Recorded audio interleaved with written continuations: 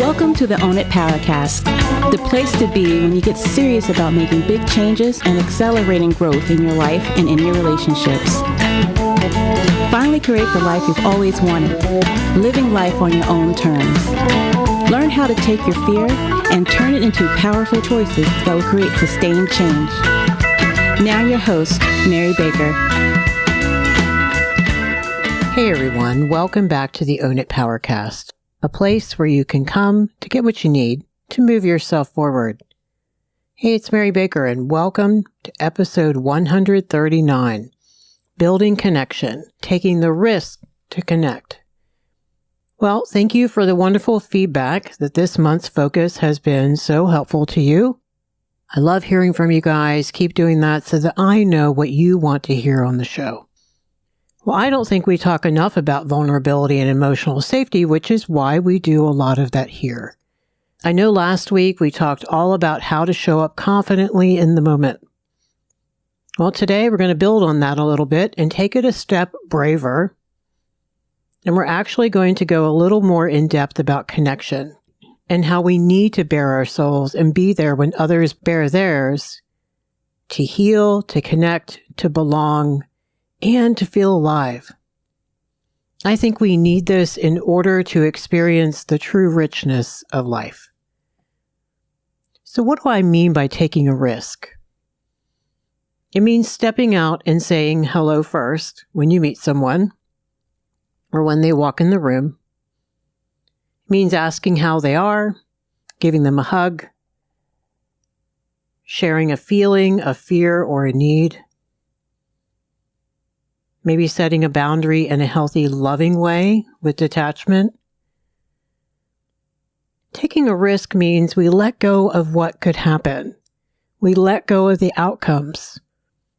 We let go of getting up into someone's head, imagining how they might receive what we're getting ready to say or do. We take the risk and we let the chips fall. Now, these are calculated risks. These are with hopefully healthier people, or with people that you assume are healthy until you get to know better. Taking a risk means not only initiating a conversation in a meaningful way, but also being open to receiving when someone comes up to you and gives you a hug, or says, hey, can I carry that for you? Or how are you today? Or how are you holding up? So when I say taking risks in conversation, what we're not talking about, obviously, is small talk, keeping it safe, to safe topics, talking about what you have to do today, talking about what happened yesterday, talking about other people, the weather, the news, etc., etc. I'm talking about vulnerability, sharing more of yourself, and being a safe person for them to share more of them with you. Now, we don't do this every moment of every day, but there are times when it is appropriate to connect a little better, to get a little closer to people, and to maybe let them in more. So I think one of the things that we don't do well enough, some of us, is take what's called the transition step, which means you take the risk. And I saw something online. It was a story. It was great. This article, this guy was talking about his first best friend. He said he was the first friend I made on my own without my parents arranging it. He said, of course, Gary had done all the work. He initiated contact. He started the first conversation. He then had an effective transition question to move us to the next level. Gary had social skills and courage that I did not have. We became best friends for the next 3 years until my family moved to a new neighborhood. The transition question. Like, want to grab a drink this weekend? Do you want to go for a walk? Do you guys want to come over and sit out back with us? Do you want to grab some food after work on Friday? Notice these questions are very specific. They're not vague. It takes it to the next level and probably the riskiest thing we can do, which is why we say things like, oh, we should get together soon, or, yeah, we really need to catch up and go out. Here's the thing, one of you has to be brave enough to make it real and risk the rejection. Now, we don't want to ask people questions that they might not want to answer, right? Because maybe they don't want to be judged. Like, do you hit your wife? Or do you show up to work every day? But what about, how is it having a 2-year-old? Or how is work going for you? What do you like to do when you're not working? What brought you to the area? Do you love what you do? Do you have a big family? Transitioning shows interest and caring. Like saying something like, hey, since he's in the hospital, let me watch the kids tonight and get them dinner so you don't have to worry about it. It means having good boundaries, but also when your intuition says you should reach out, give them a hug, ask them how they're doing, actually walk over and introduce yourself to the new neighbor, to the new colleague. Check in with people that you already know. Are there people you haven't talked to in a while? And if you have, maybe it wasn't much more than on the surface. How do you connect and go a little deeper without making it awkward for the both of you? There's a couple things we can do around that. And I have clients ask me this stuff all the time. So here's some recent things that we've been talking about. And the big one is, have boundaries, don't tell all in the first meeting. And don't be intrusive. Try not to overstep. Show genuine interest and caring, not an agenda. There's no judgment. Your voice is neutral. Everything about you is kind and caring and interested. One of the best ways we can do that is to show empathy. Mirroring, affirming statements to them. Just like the instance I mentioned about having someone in the hospital, you could say, God, you must be so exhausted and afraid. Let me do some things to help out this week if you want. It's hard to be there for the kids when you feel so anxious and depleted. And hopefully the other person goes, yeah, it's been really rough. They're worried about their dad. I'm worried about their dad, but I got to take care of them. Don't really have time to freak out myself or get much rest, so on and so forth. Now, that's ideal that they go a level deeper and share a little bit more with you, which is what we really want. Sometimes people have a hard time receiving empathy and they might be quiet or shake their head and nod or say thank you or yeah. And that's okay. Don't worry about that. They heard you.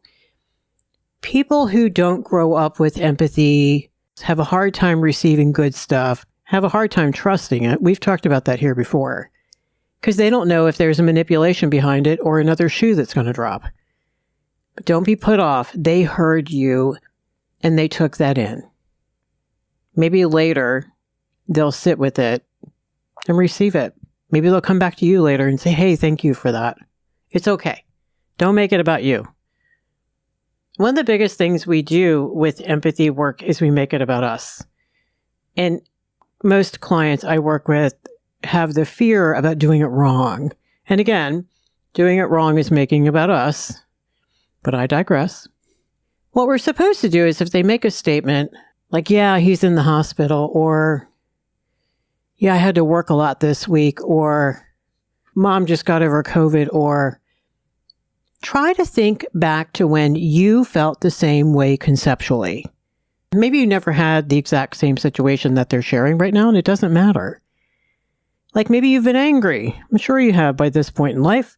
You've had moments when you were sad, you were disappointed, you felt betrayed. God, remember that? What about times when you felt excited? What about relieved? Content? And how about those times when you felt so conflicted and not sure what to do next? We all have those. Or what to choose. What about the times you doubted yourself? What about the times you doubted life could get good again? All you have to say is something like, wow, I imagine you must be so relieved to get the house, or that the test came back negative.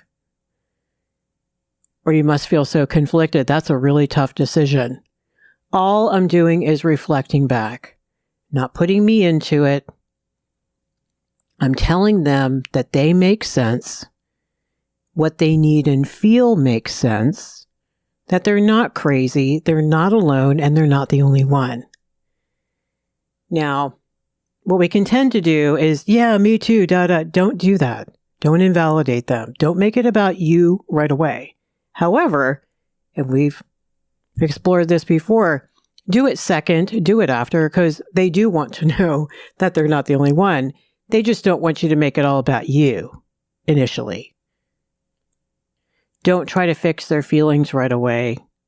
Oh, but it'll be okay. Do that after. After you say, oh my God, that must be so terrible. This has been a really tragic thing for you. And let them explore all that. And you just keep mirroring back and then eventually take their hand and say, but I think it's going to be okay. This is going to heal. Things like that. Because we do need light at the end of the tunnel. We just don't want to be invalidated by you because we can't see the effing light just yet. Does that make sense? We first want to have you reflect back that where we are is where we are, damn it, and we're not crazy. But then, most of us don't want to stay here. We don't want to stay in the hole. Now, some caveats are people who are manipulating, soliciting attention, want to hang on the cross and stay there. You'll feel it in your gut if that's going on. And then you just kind of change the subject or, good to see you, gotta run, give them a hug and walk away, right? Don't worry about making the incorrect affirmative statement. We've talked before that they will immediately change it. No, I'm not angry. I'm just frustrated. Okay. And you're going to learn to feel that kick of rejection, but then suck it up. And remember, it's not about you. And it doesn't matter because if they say, no, it's not this, it's that, then they'll start sharing about that. So who cares? Who cares if you got it right? It's not about that. You're just trying to understand and show that you're interested in what's going on for them. Okay, so that's the best thing you can do if you're not sure what else to do. Maybe ask them a leading question. How's it going? And when they share that, reflect back. Good, bad, ugly, or indifferent. The other way we need to take a risk is to share of ourselves. Remember we talked this month that intimacy is into me see. I'm going to let you in, let you see what's going on, and hopefully you don't run. Maybe I tell you, hey, I need to talk about something that's really troubling me. Or I just need to vent, or I need to unload this. Or I'm really afraid, or I'm mad and sad, or maybe all the above today. You know the deal. Do I statements. Keep your caca about you. Don't gossip. Don't victimize yourself. Be real, you own your life, right? Say, God, this is really awful, but I know I got to figure it out. If something awful has just happened to you, you are allowed to hit the wall and say, I can't effing believe that person did that to me. Yes, we need to do that. Please don't skip over that part. You'll gaslight yourself if you do that. Don't do that. What I'm saying is don't stay there 6 weeks later. Get it out. Bring it back to yourself. Okay, what am I going to do now? If you're sharing your subjective truth, it helps the other person to not feel defensive and it helps them to be there for you. They may or may not be great at empathy. They may feel overwhelmed by your feelings. They may feel uncomfortable because you're being vulnerable and they don't really do that well yet. But just receive any love that you can get. Then look at them and say, thank you for listening to me. They'll probably say, I'm sorry, man, I don't have any answers for you. And you're like, I wasn't looking for any, and I know you can't fix this. I got to fix this. So sharing vulnerably and being there in a safe way when someone else is creates connection and bond. You know, even those times in your life where you sat in a room with others and they shared what was really going on for them, like really divulged. Or even when you're watching a movie or a show and the character really just gets into what's going on for them and gets into and shares their feelings, you feel like you know them better, because you do. How many people really know you? They know your heart and soul. They know what's going on in your life. And how well do you know what's going on in theirs? In order to do that, we need to make time to bond, right? This means carving out intentionally time to call people, time to check in, time to get together somehow. This is easier in your 20s, a lot harder when it gets older and you have kids and a job and mortgage and parents to take care of. But just do whatever you can, like remembering their birthday, maybe other important events or things you know that are coming up for them. When you know they're hurting, maybe offer to do a little more. And also, make time for fun. Make plans however you can. I know it's hard these days to do stuff face to face, but do whatever you can and get creative.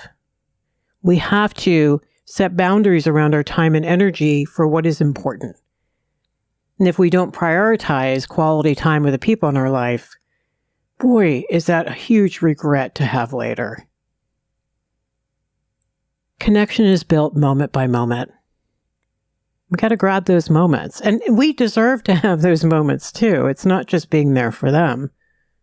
We need it too. Why be here if not, right? Okay. So what are some of the, what I call enemies of risking? What keeps us from doing it? Well, the obvious one is fear. All kinds of fears, in fact. Perfectionism is a big one. If you are into that lovely black and white thinking, either I'm going to say this perfectly or it's going to be horrible. Creates a lot of self-doubt.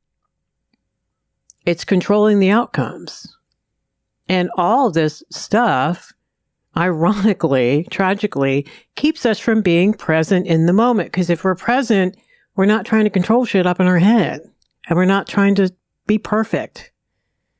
And we're not trying to be the best connector and all that. Why are we into this? Because we're so afraid of rejection. What if they don't let me in when I ask about them or how they're feeling? Or what if I'm sharing something really painful and they drop the ball? Like my words just fall on the floor. Or what if my feelings are minimized? Or God forbid, I'm shamed around how I feel or what I need?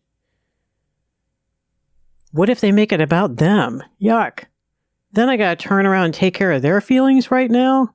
Guys, you don't know how many times people share this with me. They have something huge going on in their life. But when they turn to their best friends or their sister or their mom or their partner, they're not getting support. Then they have to turn around and take care of these other people being upset about them being upset. It's awful. So one of the things I want to say is that's really going to tell you how healthy someone is and what capacities they have. And there's a continuum of capacities like we always talk about here. If it's toxic, if it's minimized, if you're shamed, you don't share with them again. And maybe you tell them why. Maybe you tell them that it doesn't feel safe to do that. Now, the kicker is manipulators will just crazy make you out of that statement, but know who the safe people are, learn who the safe people are. Because that stuff really shouldn't be happening. Not that a lot of us healthier people don't drop the ball. I'm talking about a pattern. Like when you always tell your partner stuff, they blow it. That's what I'm talking about. I'm not talking about your partner also had a really shitty day, but they'll come back later to you and say, I'm so sorry. I know you were sharing that and I was so up in my head. Unhealthy people won't do that, guys. So remember, we're talking about trying to find safe enough people to share this stuff with so that our fears are unfounded with safe people. They're founded with unsafe people. Know where you're going. I think it's a really good exercise, and I have clients do this all the time. Just as you go through your week, just kind of notice like people's behavior, whether they're talking with you or with each other. Think through past interactions with people. What else do you experience with that person? Compare it, contrast with, let's say, a healthier person. Notice the differences and why. The math is there, guys. Pretty objective stuff if you step back and look at it. Because we're so afraid of being wrong or doing it wrong, but what we need to remember is only unhealthy people will act out if we don't get it quite right. Healthier people look at us and say, but thank you for caring, It's okay, you thought it was this when it was that. It's not a big deal. Thank you for not judging me. Another big enemy of risk is not trusting. Not trusting ourselves to start with. And what I mean by that is not trusting that what we think and feel in the moment, even when it feels like the right thing to say or to do, that we don't trust that. And if you've been questioned a lot in your life and or manipulated, that will happen. That's why I have clients practice in little tiny safe ways, very benign ways with people who have shown you they're very kind and compassionate and caring, sharing just a little bit here and there, taking a risk. When you get that nudge to call your friend and then you do, and she's like, how did you know? Oh my God, this thing just happened. Thank you for reaching out. That kind of nudge, that kind of intuitive push to go do something. Sometimes we don't trust others. And again, back to what I said a moment ago, people who have given us no reason not to trust them. Those are the folks I'm talking about. Those are the ones maybe we need to trust them a little bit. That if we open up and we're more genuine and authentic and caring and vulnerable, that they can not only receive that, but love it and give us more of them too. What I'm not talking about is the unhealthy people. And the last thing we need to trust is the process, which means stop trying to control it.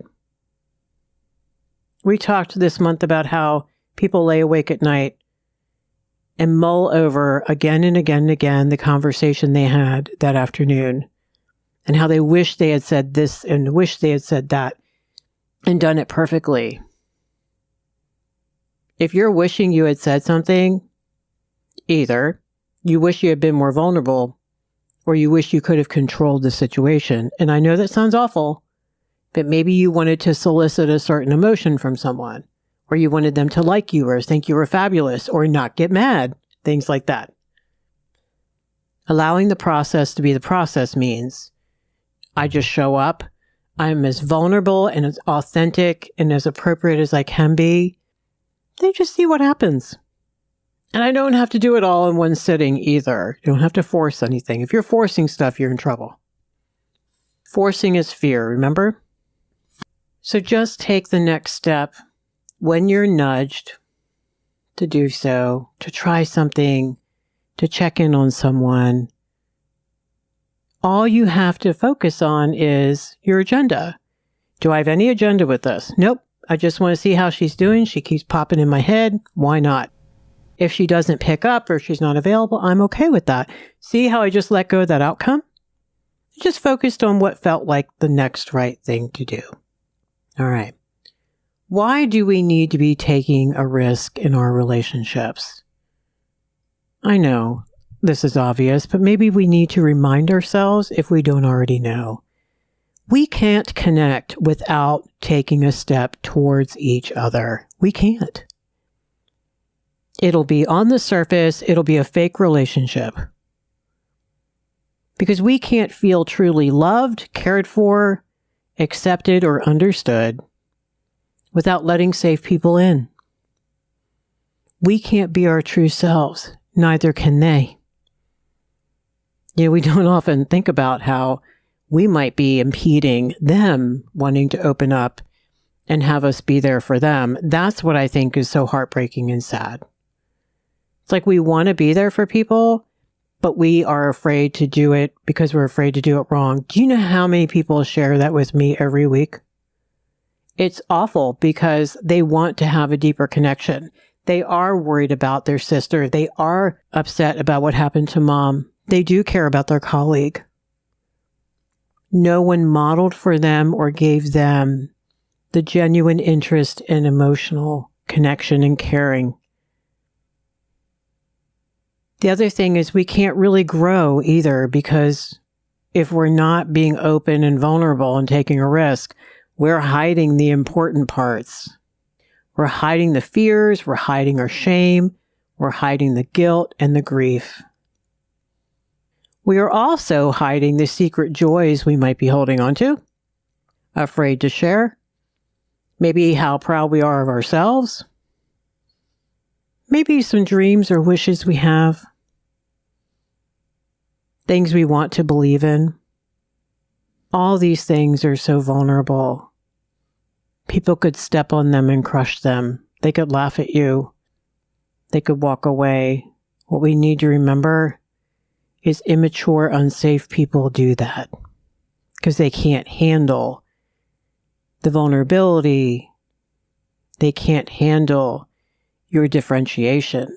They can't handle you sharing something so deep because they aren't allowing themselves to do that. And remember, guys, someone messed that up for them. If you really struggle doing any of this that we talked about today, don't worry. It's coming. Make sure you're working on the other things we talked about this month, like healthy boundaries, self-esteem work, self-confidence. I do think we have to get those things together first. And then what I witness in clients is then they organically want something deeper, more connecting. They want substance over form in their relationships. So don't worry about where you are. Know where you want to be. Just do the work to get there. All right. So today we talked about how to take the next scary steps to connect more with someone, whether it's a friend of yours or a partner or a child, or maybe someone new you just met. We explored some of the reasons why we need to get braver in our relationships. And then we talked about some of the typical obstacles that can get in the way of doing this. All right. Thank you so much for joining me today. May you be brave this week. Focus on the good in yourself and in others. Be sure to check the show notes at ownitpowercast.com. If you need to sign up for the newsletter, it comes out each Tuesday. All right. Pay it forward. Keep focusing on you, and I'll see you next time. We hope you took away some useful insights and tools you can begin using right away. If you did, please leave a positive review and share on your social media. Because could you imagine if everyone in your life really got it together? Remember, own it now, so you can really own it later.